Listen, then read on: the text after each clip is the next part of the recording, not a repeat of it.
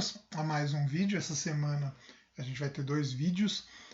Lembrando, na semana que vem, não sei se todo mundo já está sabendo, mas na semana que vem a gente não tem vídeos, porque afinal, a semana que vem foi decretado aí um recesso.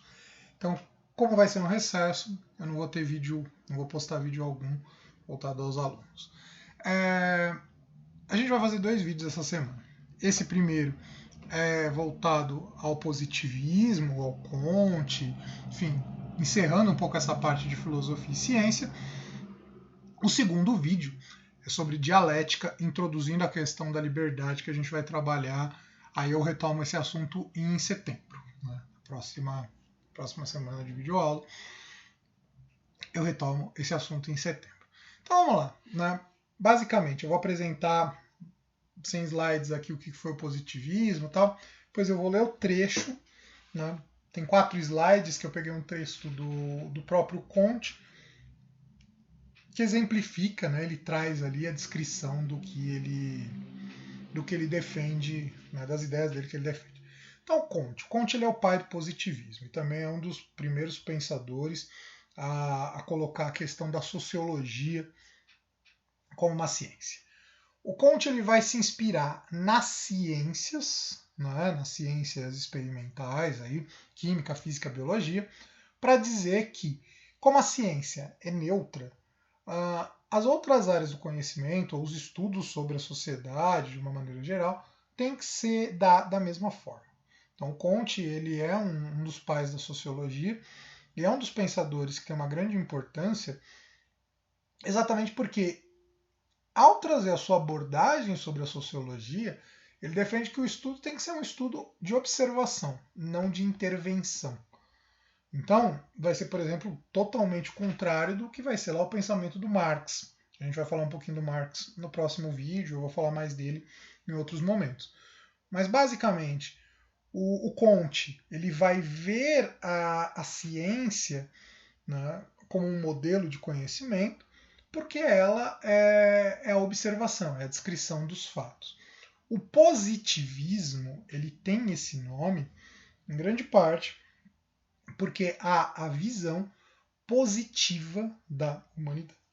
Então, com a ciência, aquela ideia que eu já trabalhei em outros vídeos, com o avanço das ciências a partir do século, de alguma forma as ciências começam a se estruturar, mesmo como a gente conhece, a partir do século XVI, século XVII, e de certa forma o desenvolvimento científico continua até hoje. Científico e tecnológico continua até hoje. No século XIX, como ele é herdeiro do iluminismo, e o iluminismo é aquela ideia base, que tem lá o vídeo, vou deixar a referência aqui, tem a ideia base do iluminismo, é de que a humanidade caminha para o seu melhor a partir do momento que ela se deixa iluminar pela razão. O iluminismo ele é um movimento praticamente do século XVIII. O século XIX, como é consequência, é herdeiro do iluminismo, o século XIX ele é muito marcado por uma visão muito positiva da humanidade, principalmente na Europa, de que a humanidade chegou no seu ápice. É interessante que nos vídeos aqui a gente vai falar de 2 pensadores. Hoje o Comte é um desses pensadores, eu vou falar do Hegel depois no próximo vídeo. São 2 pensadores, então os pensadores desse período eles defendem muito, a maioria, não todos, defendem muito a ideia de que a humanidade chegou no seu ápice. Né? E aí é só uma questão de tempo para se terminar a solução, para se chegar à solução de todos os problemas. Mas o caminho já foi encontrado. Né? E aí o Comte ele defende que o ápice do desenvolvimento está no chamado estado positivo, que é o estado científico. Essa ideia positivista ela é tão forte, ela acabou se tornando tão forte no decorrer da história, tal, ela teve uma força tão grande, se espalhou pelo mundo, que a gente vê a influência disso no Brasil. O Brasil foi muito marcado pelas ideias positivistas. O exemplo está na nossa bandeira. Ordem e progresso é um lema positivista. A ordem na sociedade leva ao progresso. É claro que depois, quando chega o século XX, essas ideias, em grande parte, são questionadas. Ontem aí, né, vocês vão ter o vídeo na quarta-feira, Ontem eu postei o vídeo do Segundo dos Anos, né, que falava lá sobre a questão de Auschwitz, do questionamento dos filósofos da escola de Frankfurt em relação ao que se acreditava no iluminismo, mas isso vai acontecer muito no século XX. No século XIX não há um grande questionamento. Há alguns filósofos que questionam, o próprio Marx, mas não são todos que questionam, não. Na verdade, há uma grande crença de que a humanidade está caminhando para um progresso. O Comte, o positivismo, defende essa ideia. Então aqui, acabei esquecendo, o Comte, uma fotinha dele para vocês verem aí. Aqui já é foto mesmo, estamos falando do século XIX, então o Comte já é o momento que existe a fotografia. E partindo para o texto do Comte, para a gente poder conhecer um pouco o que ele defende. No estágio teológico, o espírito humano, dirigindo essencialmente suas pesquisas à natureza íntima dos seres, às causas primeiras e finais dos fenômenos que o atingem, em uma palavra, aos conhecimentos absolutos, se representa os fenômenos como produtos da ação direta e contínua de agentes sobrenaturais mais ou menos numerosos, cuja intervenção arbitrária explica todas as anomalias evidentes do universo. Só para constar, ali tem um erro de digitação na palavra. E aí é digitação mesmo. Mas enfim, o Comte coloca o primeiro estágio do desenvolvimento humano, da relação do homem com o conhecimento, que é o chamado estágio mitológico, ou estágio teológico. É teológico? É isso mesmo, teológico, depois vem a metafísica. Que basicamente a gente pode comparar com aquela ideia que eu trabalhava no começo do ano com vocês, da filosofia quando ela nasce, questionando o discurso mitológico. É isso, é esse momento do discurso mitológico. É algo mais voltado para a religião. Então você defende que existe um sobrenatural que dá origem à natureza. É isso que é o estágio teológico. É o estágio mais religioso, é a explicação mais religiosa sobre a natureza. No estágio metafísico, que não é mais, no fundo, do que simples modificação geral do primeiro, os agentes sobrenaturais são substituídos por forças abstratas, verdadeiras entidades, abstrações personificadas, inerentes aos diversos seres do mundo, e concebidos como capazes de gerar por si todos os fenômenos observados, cuja explicação consiste então em atribuir a cada um a entidade correspondente. O que ele chama de estágio metafísico é o que a gente pode comparar, é o que ele vai falar da filosofia. É o momento que a filosofia se impõe. Principalmente a filosofia metafísica, que é essa tentativa de racionalizar o que a religião dizia. Por isso que ele fala ali. Não mudou muita coisa, na essência. O estágio teológico, ele é religioso, ele simplesmente acredita.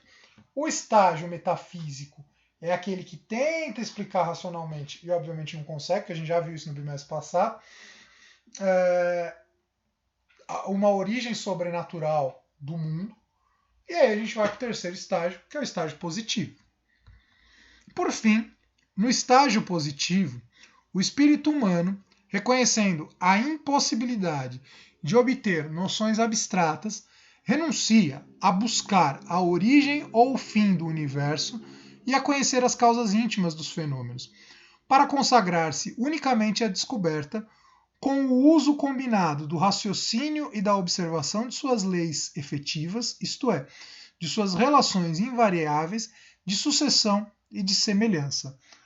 A explicação dos fatos, reduzida então a seus termos reais, não é mais doravante que uma ligação estabelecida entre os diversos fenômenos particulares e alguns fatos gerais, dos quais os progressos da ciência tendem pouco a pouco a diminuir o número. Então, o que ele está falando aqui é que simplesmente a ciência, ela já não se preocupa. Eu acho que eu coloquei isso lá no vídeo da semana passada, que enquanto a filosofia pergunta pelo porquê, a ciência ela só vai descrever o que. Em outras palavras, ele está falando, chegou num ponto que a mente humana não consegue dar essa resposta, aquilo que o Kant já colocava para a gente. Então, no estágio positivo, a gente vai se limitar simplesmente a observar, a descrever as coisas como elas acontecem, mas não mais tentar entender o porquê, porque a mente humana não consegue dar essa resposta. Essa que é a verdade. E por fim, o sistema teológico chegou à mais alta perfeição do que é suscetível, quando substituía a ação providencial de um ser único ao jogo variado das numerosas divindades, independentes que foram imaginados primitivamente. Do mesmo modo, o último termo do sistema metafísico consiste em conceber, no lugar de diversas entidades particulares, uma só grande entidade geral, a natureza, visto como a fonte única de todos os fenômenos. Analogamente, a perfeição do sistema positivo, para o qual ele tende sem cessar, embora seja muito provável que não deva jamais atingi-la, é de poder representar todos os fenômenos suscetíveis de observação como casos particulares de um só ato geral, como, por exemplo, o da gravitação universal. Então, é isso. Né? Basicamente é isso. Ele usa fenômeno lá no mesmo sentido do Kant, aquilo que é observável, aquilo que é alvo da experiência. A ciência, ela observa os fenômenos. Essa é a grande vantagem dela. Não querer perguntar o porquê, porque perguntar o porquê é algo que a gente não vai chegar na resposta. Basicamente, era isso. Eu queria fazer esse vídeo só para a gente poder terminar. Talvez eu teria um pouco mais de coisa para falar sobre positivismo, mas eu vou parar por aqui. Talvez vocês vejam isso, de repente, alguma coisa em história, alguma coisa em sociologia, né? Mas basicamente é essa visão, essa desmistificação da natureza. A natureza é um monte de eventos, de fenômenos que devem ser observados, mas que não tem nada de mais amplo, nada de mais a ser questionado, a ser observado. É isso. Basicamente é isso que a ciência propõe quando ela faz sua abordagem sobre a natureza. Então, com isso, eu encerro esse vídeo. Né? Ele é um vídeo mais curto, que era só para encerrar esse ponto. No próximo vídeo, a gente começa a falar sobre dialética. Então, com isso, eu encerro.